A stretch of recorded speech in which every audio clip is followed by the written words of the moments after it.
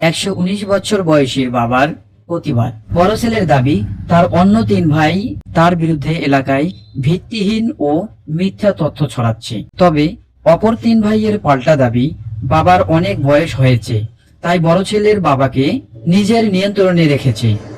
বাবাকে যা বলতে বলা হয় বাবা তাই বলে।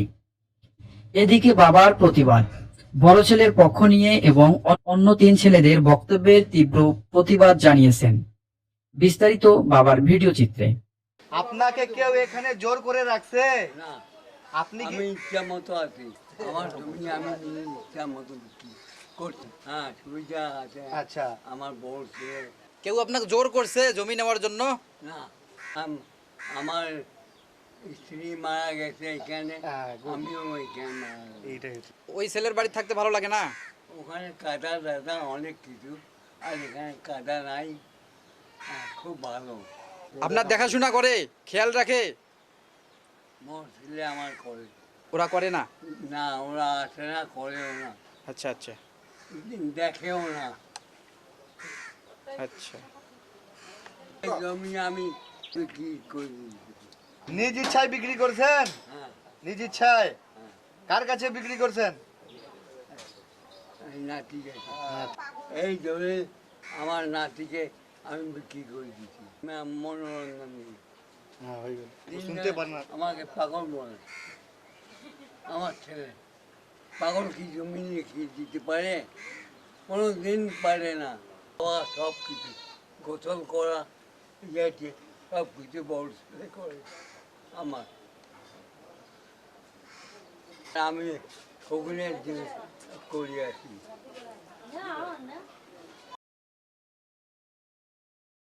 গত 13/8/2026 সালে আমার ছোট ভাই এই 3 জন সুবল, সুজন্ত, চিনি আমার বাড়িতে দলবল নিয়ে আক্রমণ করার জন্য আসে। হ্যাঁ, দরজা আমরা জীবনে ভয়ে আমরা দরজা লক করিয়া দেই। হ্যাঁ, আর খুলতে বড়ের লাঠি ছোটা দিয়ে মারতে থাকে। হ্যাঁ, আমরা দরজা খুলে নাই। আমার বাবা নিজ প্রয়োজনে 3 টন মাটি যখন বিক্রি করছিল তখন আমার বাবা পাগল ছিল না। আর যখন আমার ছোট ভাই তিনি 20 শতক মাটি মনে করেন যে 20 শতক মাটি লিখে দেয়, তখন আমার বাবা পাগল ছিল না।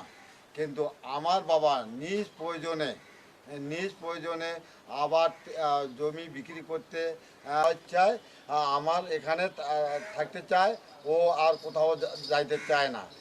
ওরা জোরজবরদস্তি আমার বাপকে তুলি নেওয়ার জন্য মানে দলবল নিয়ে আসে। আমাকে মার ফেলবে। কালকে আমরা এখানে দেখছি মানে সবাই ওরা ঘেরাও করতে এদের বাড়ি আছে, বাড়ি ঘর ভাঙতো বা যে ওদের মারার জন্য আছে। এরা ঘর থেকে বাইর হয় নাই, বাইর হইলে মারতো, কিন্তু বাইর হয় নাই, এই জন্য ওরা বাঁচি গেছে। ওরা বাপ বেটা সবাইকে মারতো।